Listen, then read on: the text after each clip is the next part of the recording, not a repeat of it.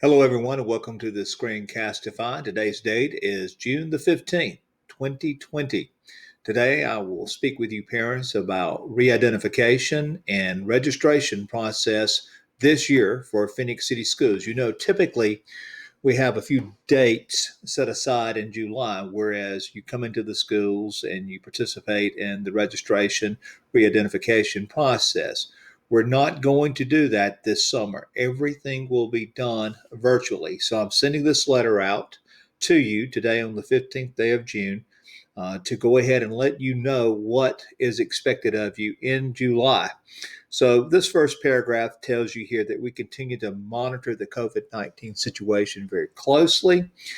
We're gathering information from the Alabama Department of Public Health, the Alabama State Department of Education, and we are assembling and have assembled a plan for reopening schools.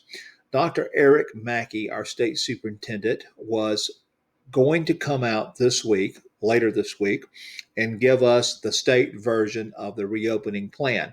I was told early this morning by email that he will not do that this week, that he anticipates doing this at our conference, superintendent's conference, next week.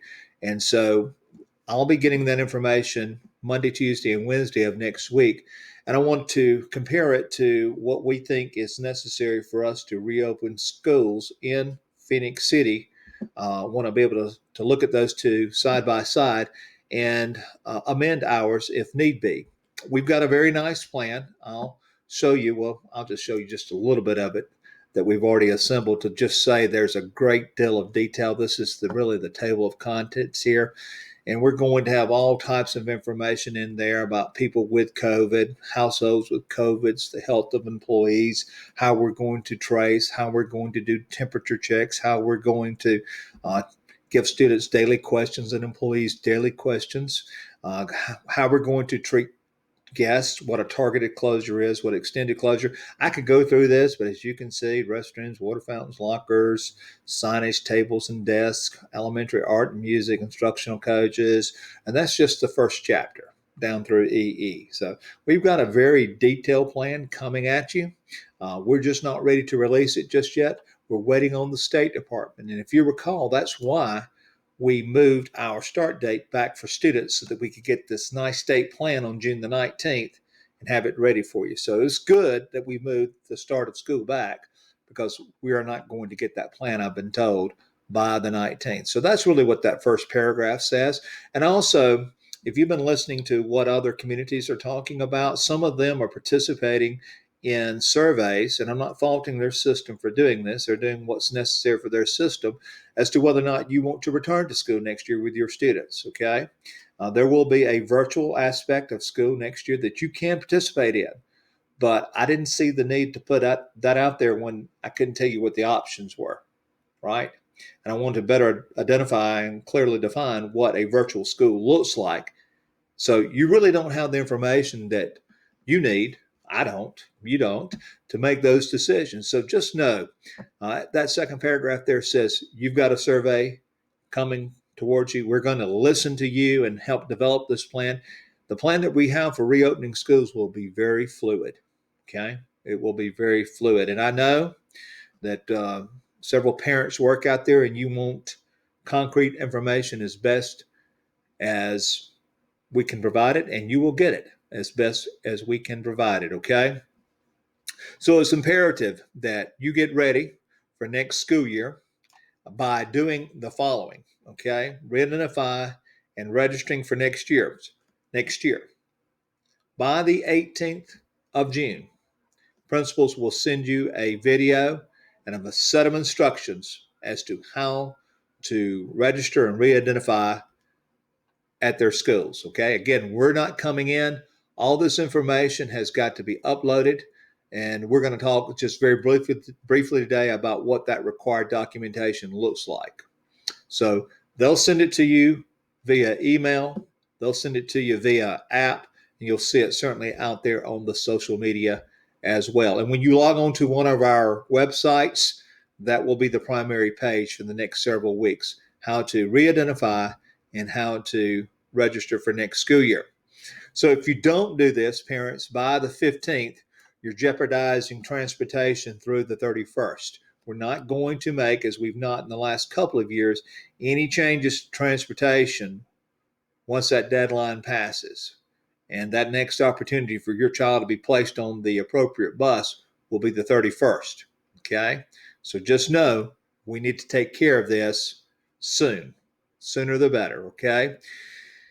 It will make those forms available to you beginning the 18th. So you'll get the information from principals on the 18th.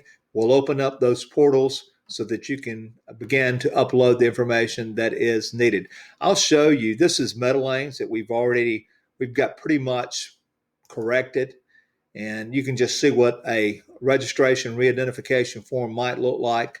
Of course, all these are required fields: last name, first name, grade levels, your student, are we new or are we returning? Because if you're new, you're going to get a new screen. Okay. If you're returning, then you're not going to have to upload as much information as would a new student. And then we've asked, again, parents, for you to put that email address in there. It's so important that we get that email right to begin with. Okay. And then we'll give you an opportunity to upload some documents. Again, we really don't want any paper documents. Okay.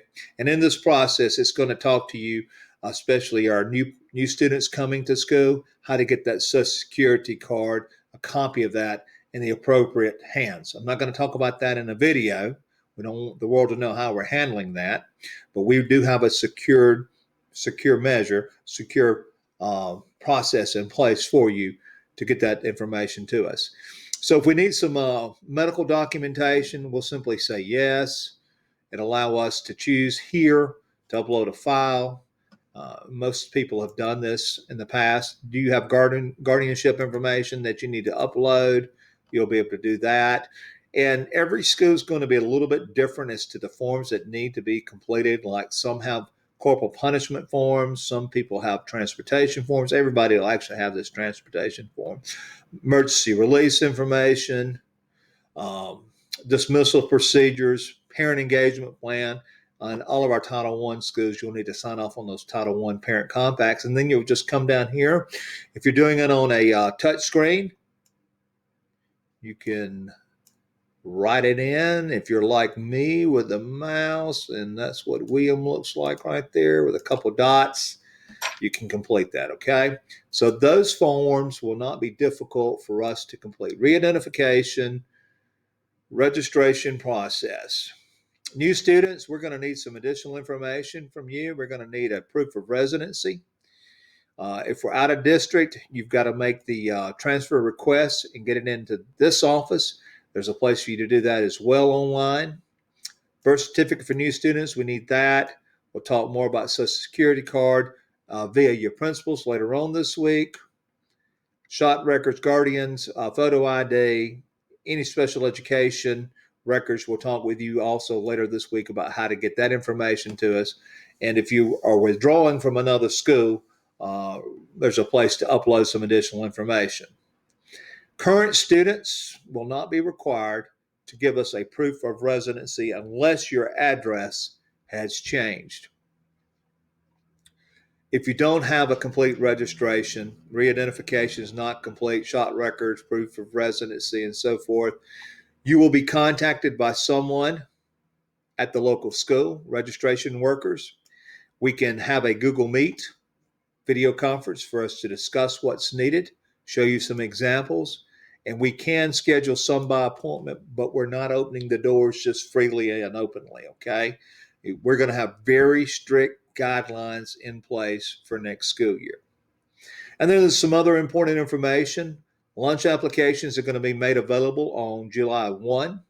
We're still going to utilize My School Bucks in our school system. And the registration for that or invoicing will actually begin 13th through the 17th of July. Every child needs a My School Bucks account.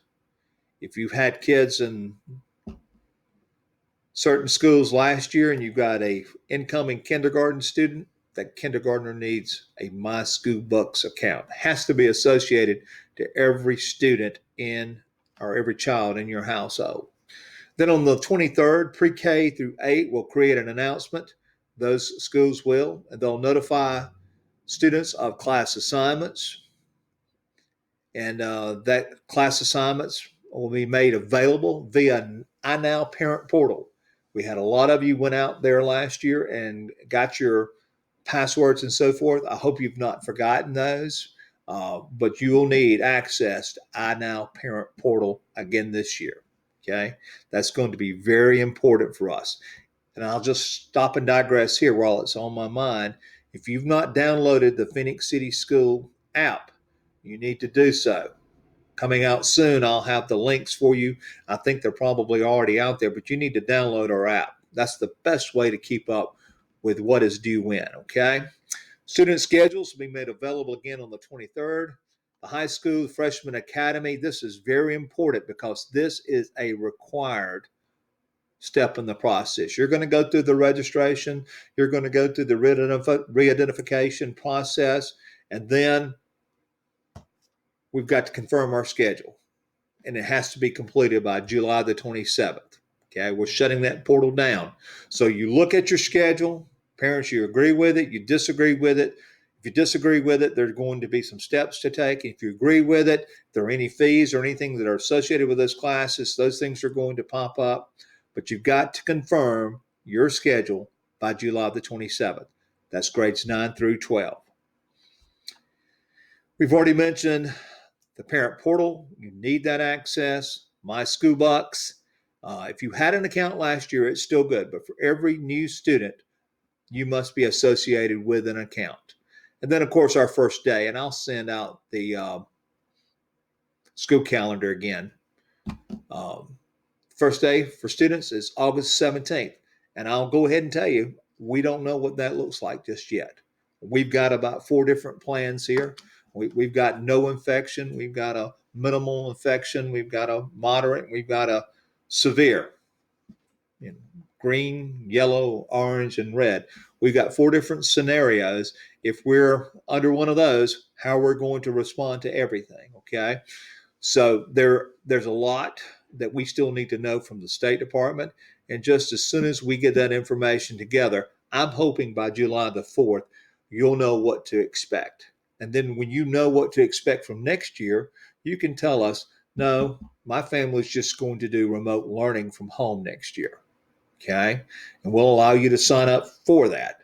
Or no, we need in person. We tried the remote last year. We really prefer the in person, which I think most people will select that. Well, what does in person look like next year? We'll explain all that to you in another video, or probably videos, by July the 4th. That is my goal.